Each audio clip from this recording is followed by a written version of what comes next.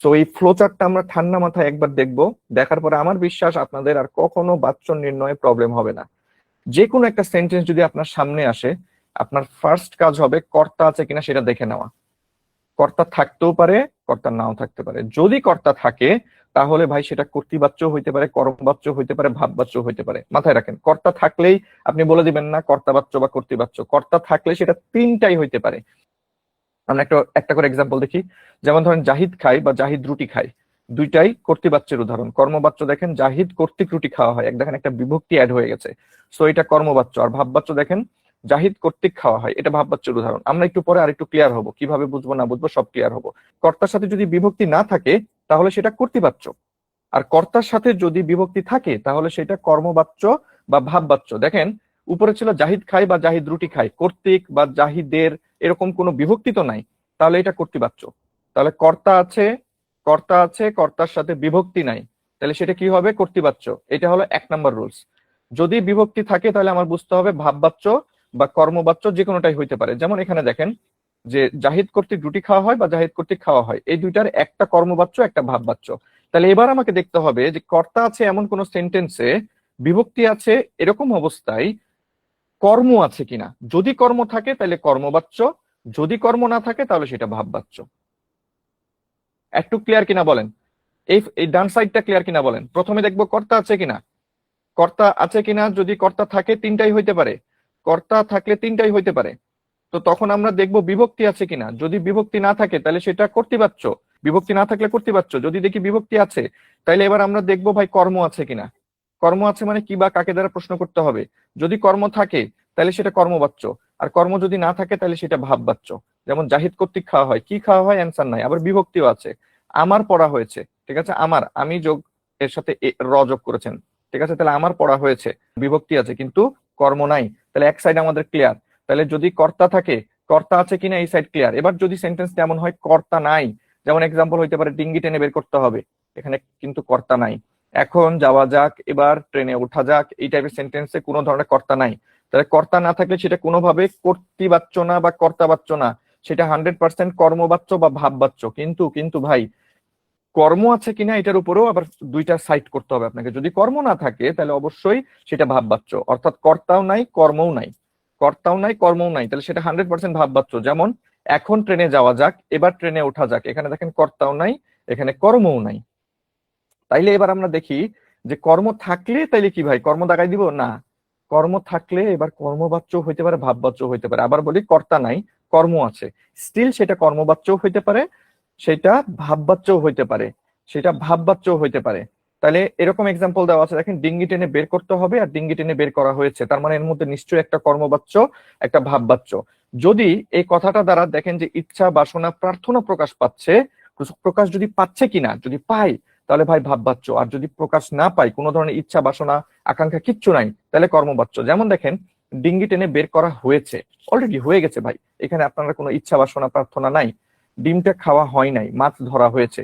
কিন্তু এই সেন্টেন্স গুলাই দেখেন ডিঙ্গি টেনে বের করতে হবে, যখন আপনি কথাটা বলছেন বের করতে হবে তখন কি একটা ইচ্ছা বা বাসনা প্রকাশ পাচ্ছে না? যেমন আমার মা, ওই আমাদের বাসায় যে খালা কাজ করেন তাকে বলে যে বুবু মাছটা কাটতে হবে, তার মানে কি তিনি একটা ইচ্ছা পোষণ করেছেন কিনা তার দ্বারা যে আপনি মাছটা কেটে দেন। যেহেতু ডাইরেক্টলি এভাবে কথা বলেন না, তখন তিনি বলেন বুবু মাছটা কাটতে হবে, তাহলে এখানে একটা বাসনা আছে, রাইট?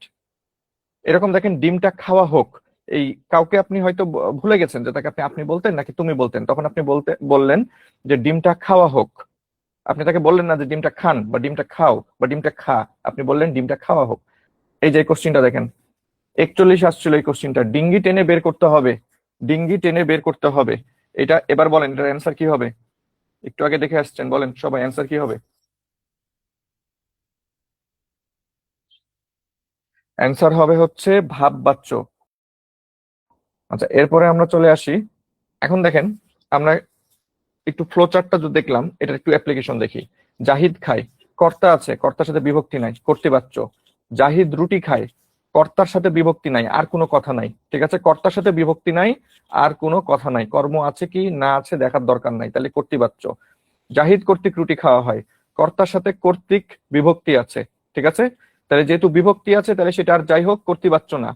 এখন রুটি খায়, রুটি কর্ম আছে, কর্ম থাকলে কর্মবাচ্য। জাহিদ কর্তৃক খাওয়া হয়, কর্তার সাথে কর্তৃক বা বিভক্তি আছে, কর্তাও আছে বিভক্তিও আছে, তাহলে আর যাই হোক কর্তৃবাচ্য না।